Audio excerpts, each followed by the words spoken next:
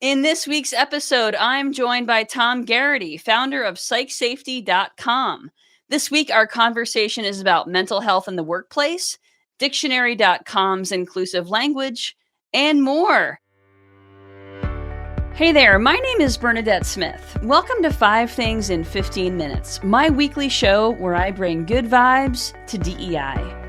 That is good vibes to diversity, equity, and inclusion, with a little dash of corporate social responsibility. What I've found is that there are lots of news stories about what's going wrong in the world, and lots of negative data. But there are also a lot of things going right. That's what I like to focus on. I search for DEI stories that we can be inspired by and learn from. My hope is to inspire you to experiment with some of these inclusive actions and policies within your own organization to help you build a more inclusive world.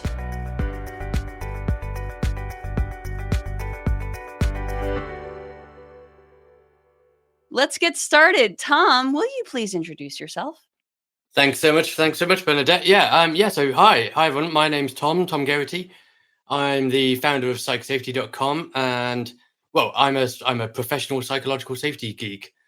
My background actually is in ecological research, and then I had a career in technology, managing technology teams, engineering teams, software development teams, eventually becoming CIO and CTO, and through that journey became really passionate about and interested in psychological safety in high-performing teams, and through that, now I'm doing what I'm doing. And our mission is to make the world of work a safer, high-performing, more equitable and inclusive space.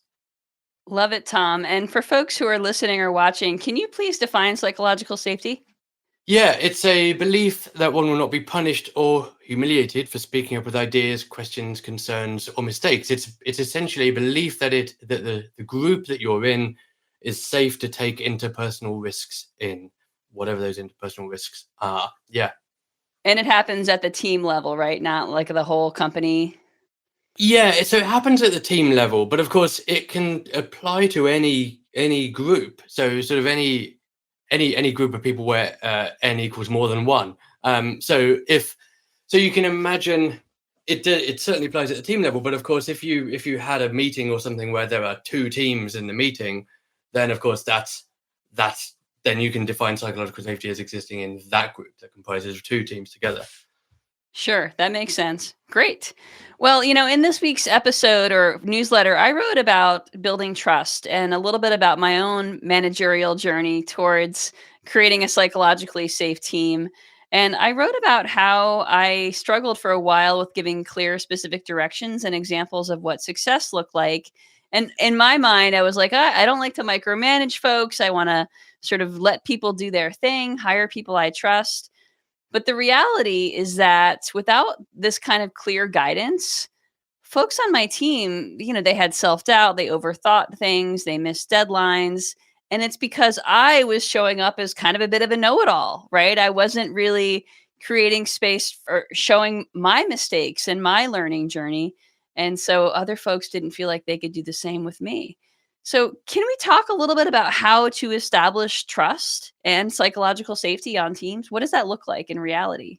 Yeah, so that's a really good point, because I had a very similar journey, really, and a similar realization where sort of in trying to be as inclusive and progressive and as cool a man, like this is like maybe 15 years ago, like in trying to be as cool a manager as possible and giving people all the autonomy, I was far too vague and ambiguous in the things that actually mattered, and I was really reticent to give targets or goals or things like that, because that felt like micromanaging. That felt like a bad thing to do.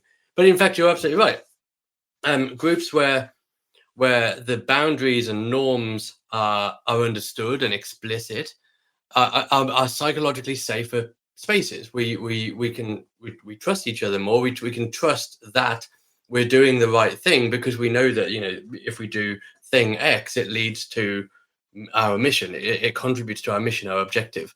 If we're ambiguous or unclear about those things, or unclear about, say for example, the the degree of decision making that team members are allowed to make, like what we're allowed to make decisions about and what we're not allowed to make decisions about.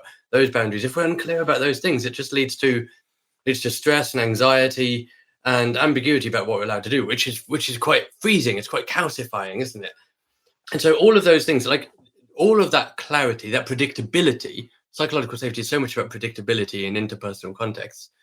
So much of that predictability builds trust that doing this is the right thing, trust that if I do this, the response will be positive.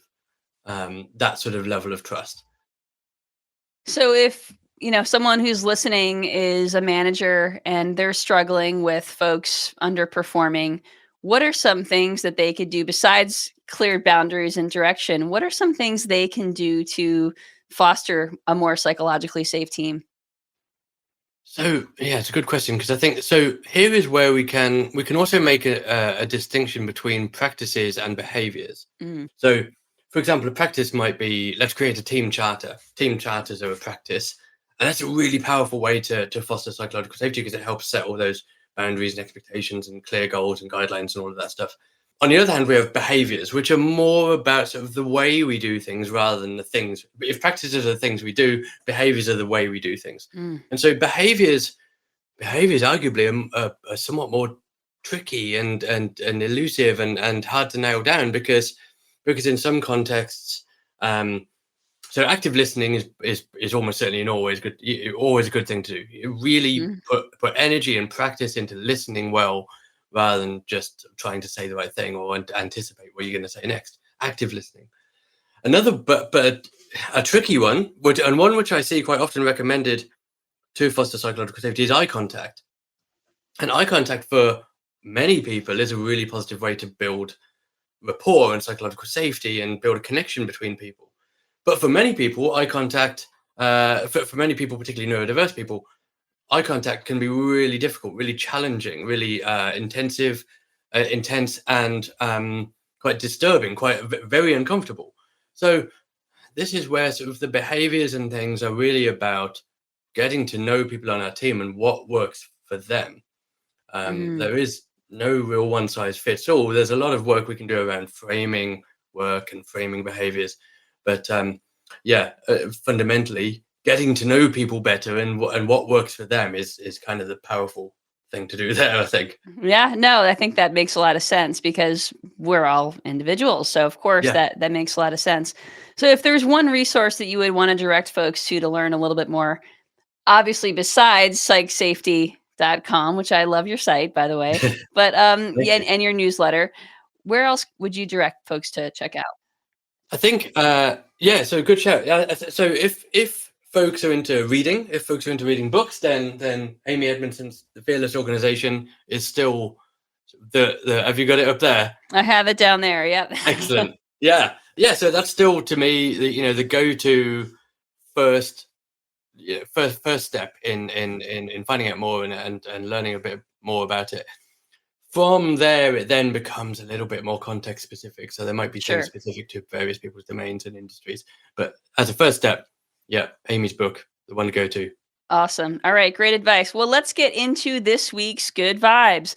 The first story comes from Hollywood. Actress Selma Blair and renowned fashion designer Isaac Mizrahi are launching an accessible clothing collection with QVC called Isaac Mizrahi Live times Selma Blair. And this is an accessible clothing collection featuring things like easy open necklines, magnetic closures, stretch fabrics, flat seams, etc.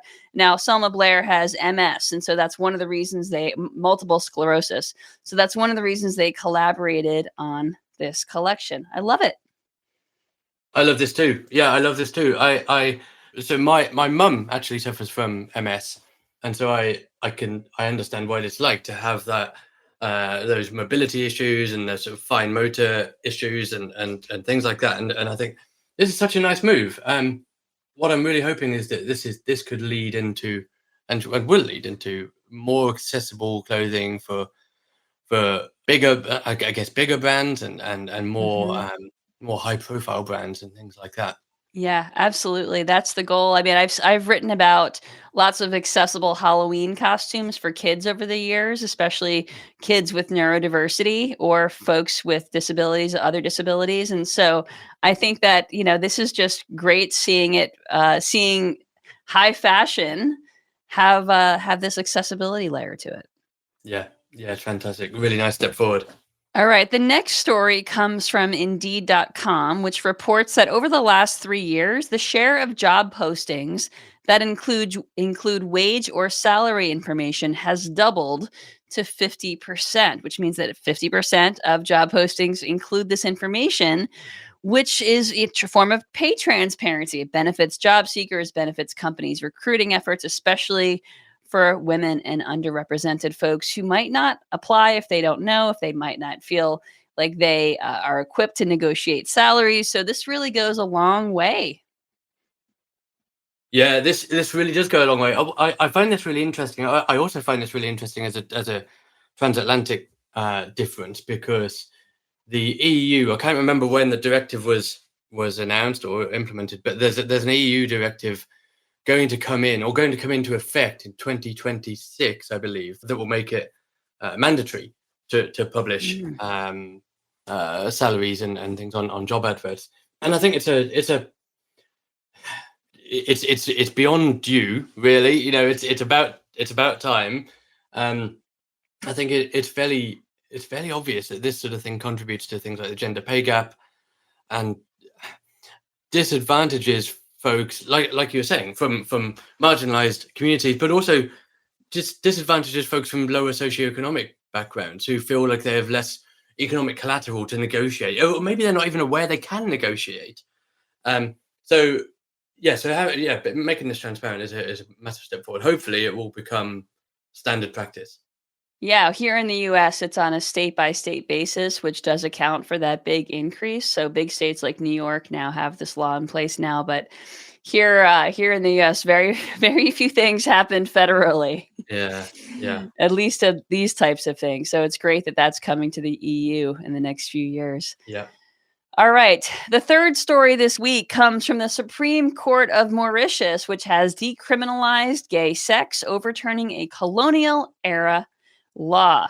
In doing so, the court noted that the law had been inherited from British colonial history and did not reflect indigenous Mauritian values. So great news. And yet there are still about 63 countries remaining that still criminalize gay sex. Yeah, yeah, and that's a sad state of affairs in itself, isn't it? And we've got it does feel sometimes like we're making a few steps forward and then one step back, and there are other countries that are criminalizing gay relationships and gay sex, Mhm. which is just horrific. But at least there are, I feel like there are more steps forward than there are backwards. Yeah, absolutely. I think in the long run there are, but I think it's also easy to forget that there will be steps backwards. Yeah, yeah, We have such a sense of urgency and we have made so much progress, but it's easy to forget that sort of in the arc of history, there's always these regressions. There's always the counterbalance. So it takes a yeah. lot longer. Yeah, and it's easy to also sort of compartmentalize some of this into sort of, oh, that's an African problem or something like that, because Yeah. most of the countries that criminalize gay relationships are in Africa, Mhm. but we've got issues in Europe, in Eastern Europe, in Poland, and such like, and there are certainly issues or problems emerging, I guess, in the USA. For trans folks, those problems are here, Mm. especially in southern states. Yeah, absolutely. And in the UK, there's a lot of anti-trans sentiment Yeah, as well. So yeah, sadly. yes. All right. The fourth story this week comes from dictionary.com, which has expanded its vocabulary to include terms such as diverse owned, CODA, which is children of deaf adults, box braids, and 8 LGBTQ plus terms. They've also removed binary gender phrases and now employ gender neutral pronouns. So they may have said he or she before, and now they're saying they, or they're omitting pronouns. So the language is catching up, and I think this is a great step forward. Yeah, I love this, and I particularly love the normalization of using the word they as a pronoun, because it Yeah. for one thing, it's just easier. Yeah.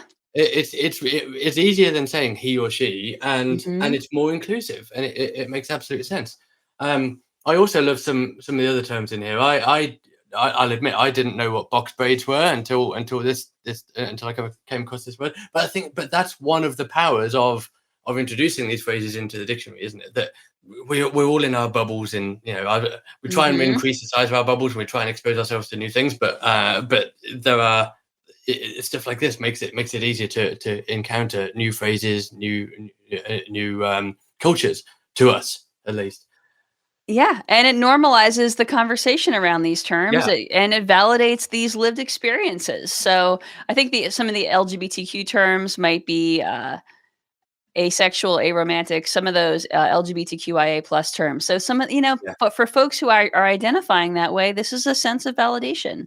yes, yeah, exactly. Yeah, I love it. I also I hadn't really heard the term coda before, apart from I'm aware of there's a film called Coda, which I Mhm. think might be sort of what raised its profile, I Right. guess.